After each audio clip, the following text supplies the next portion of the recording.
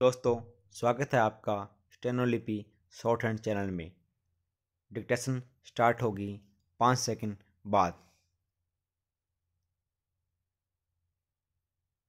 Start. प्रधानमंत्री नरेंद्र मोदी एक अरसे से देशवासियों से खरीदारी करते समय स्थानीय उत्पादों को प्राथमिकता देने की अपील कर रहे हैं। यह अपील वह बिहार की चुनावी सभाओं में करते दिखे और मन की बात कार्यक्रम में भी। वास्तव में जब से चीन की भारत के प्रति आक्रामकता बढ़ी है, तब से प्रधानमंत्री स्थानीय उत्पादों के उपयोग पर कुछ ज्यादा ही बल दे रहे हैं।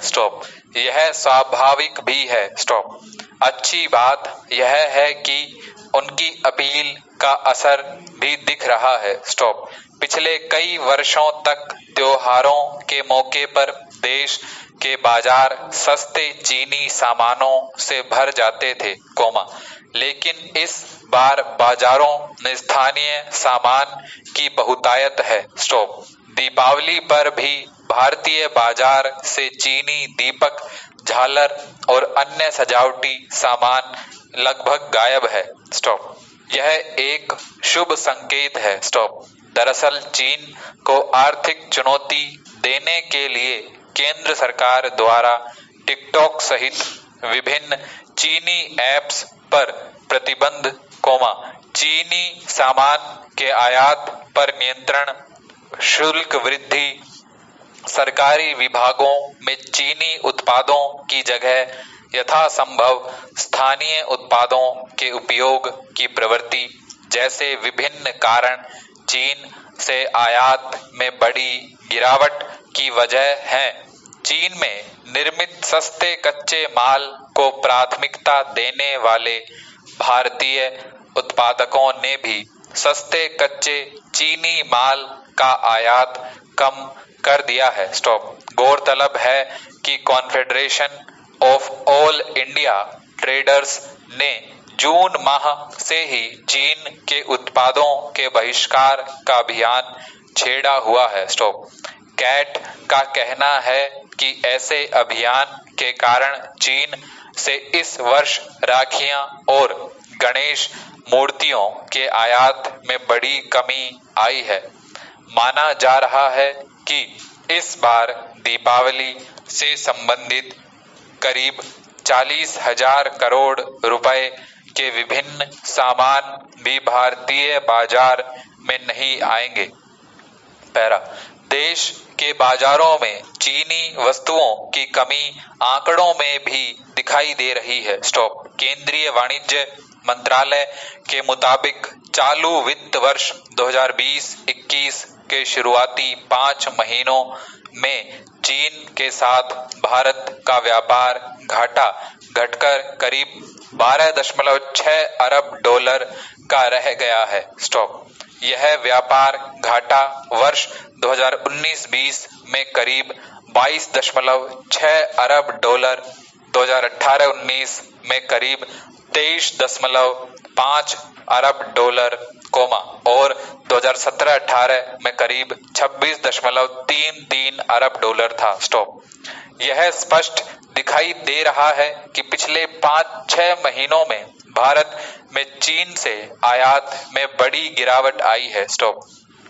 जहां इस वर्ष अप्रैल से अगस्त माह के बीच भारत में चीन से आयात में पिछले साल की समान अवधि के मुकाबले 27.63% की गिरावट आई है, वहीं भारत से चीन को निर्यात में पिछले साल की समान अवधि के मुकाबले 27% की बढ़ोतरी हुई है। इसमें कोई दो मत नहीं कि देश में कई वस्तुओं का उत्पादन बहुत कुछ चीन से आयातित कच्चे माल और आयातित वस्तुओं पर निर्भर है। खास तौर से दवाई उद्योग, मोबाइल उद्योग और इलेक्ट्रिक जैसे कई उद्योग बहुत कुछ चीन से आयातित माल पर निर्भर है। यद्यपि भारत दवा के क्षेत्र में अग्रणी देश बनकर उभरा है, लेकिन दवा बनाने की मूल सामग्री यानी बल्क ड्रग या एपीआई के मामले में बहुत कुछ चीन से आयात पर ही निर्भर है। स्टॉप। वस्तुतः एक समय भारत एपीआई के मामले में आत्मनिर्भर था, लेकिन इसके चीन से आयात के आर्थिक फायदों के कारण हम पिछड़ गए हैं। पैरा।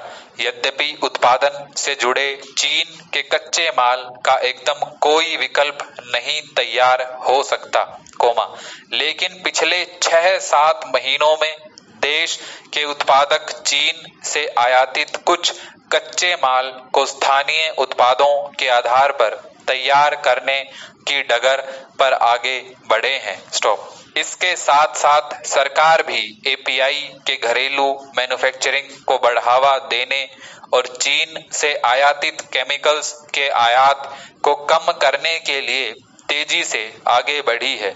स्टॉप।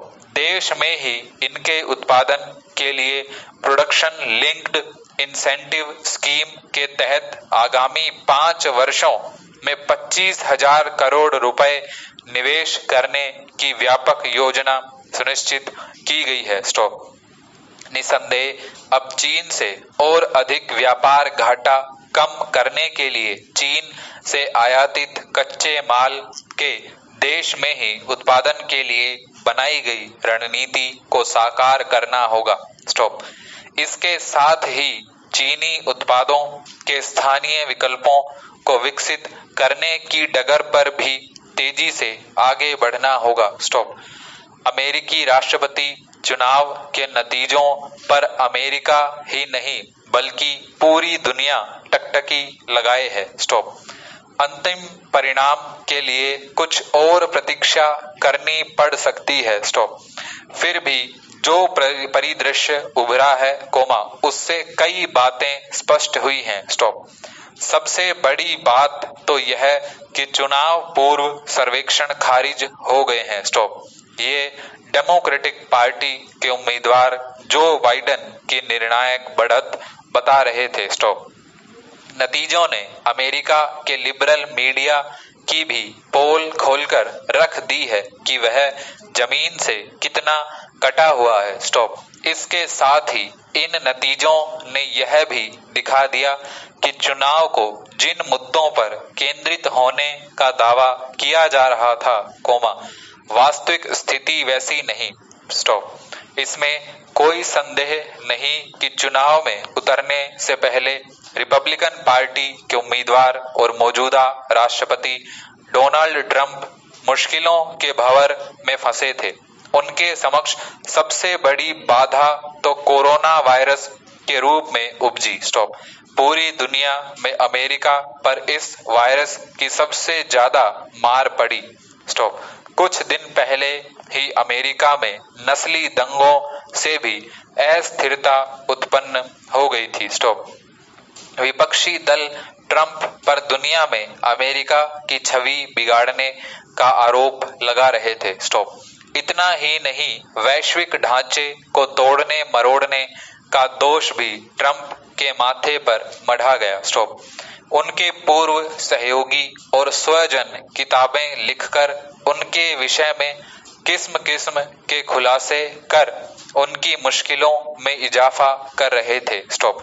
इन सभी पहलुओं को जोड़कर ट्रंप के विरोध में एक बड़ी मुहिम छेड़ी गई।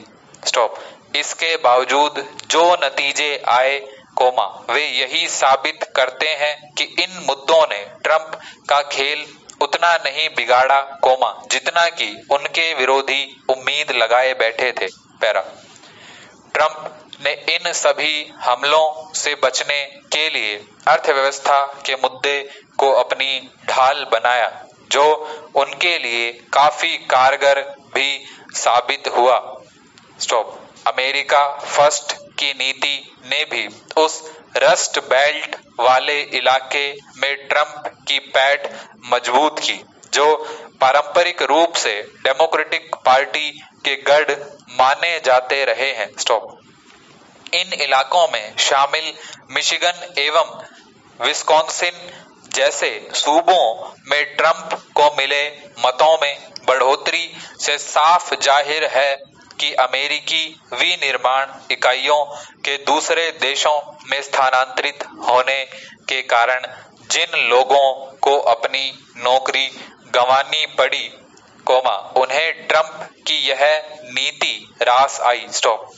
इस चुनाव का एक और अहम पहलू यह है कि 2016 के चुनाव में ट्रंप की जिस जीत को एक तुक्का माना गया था, वह वास्तव में कोई तुक्का न होकर अमेरिकी राजनीति में एक नया पड़ाव था, जिसमें निरंतरता की पुष्टि हालिया नतीजों ने की है।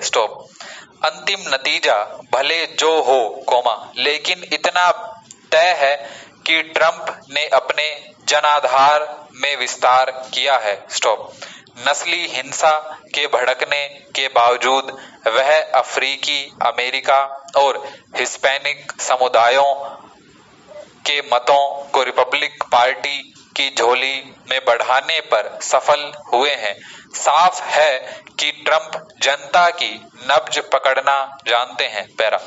ट्रंप ने केवल वैश्विक ढांचे को ही प्रभावित नहीं किया, बल्कि उन्होंने अमेरिका की घरेलू राजनीति का सांचा भी बदल दिया है। भारी विरोध के बावजूद इतनी बड़ी तादाद में लोगों का उनके पक्ष में लामबंद होना दर्शाता है कि लोगों को उनकी नीतियों में भरोसा है।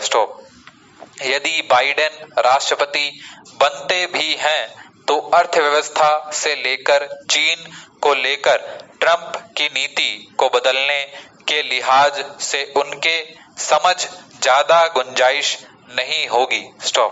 ऐसे में यही संभावना है कि बाइडेन भी ट्रंप की इन्हीं नीतियों को ही आगे बढ़ाएंगे। फिलहाल जो तस्वीर उभरी है, उससे वह अनुमान भी सही साबित नहीं हुआ कि अमेरिकी संसद के दोनों सदनों में डेमोक्रेटिक पार्टी की तूती बोलने जा रही है। उच्च सदन सीनेट में रिपब्लिकन पार्टी का दबदबा ही कायम रहेगा। ऐसे में राष्ट्रपति बनने की सूरत में बाइडेन की राह बहुत आसान नहीं रहने वाली। कई मामलों में अपने अस्थिर मिजाज के बावजूद ट्रंप भारत के लिए अच्छे राष्ट्रपति सिद्ध हुए। इक्का दुक्का मामलों पर उन्होंने भारत को लेकर तल्ख बयानबाजी भले की हो, परंतु नीतिगत मोर्चे पर उन्होंने व्यापक रूप से भारत का पक्ष लिया।